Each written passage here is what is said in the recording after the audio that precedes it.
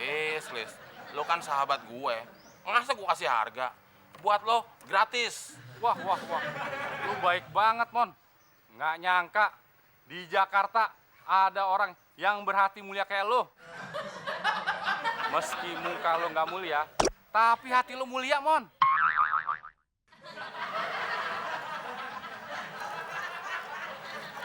Buat lo, Lis.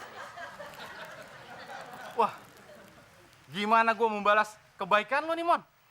Lis, dalam persahabatan itu biasa hidup harus saling tolong-menolong. Oke deh, Mon. Kalau lo butuh pertolongan, hubungi gue, Mon. Iya, Lis. Sekarang gue butuh pertolongan lo. Pertolongan apaan, Mon? Gue butuh modal buat tambahan bisnis bunga gue. Ya udah, lo butuh berapa? Ya, lo punya berapa?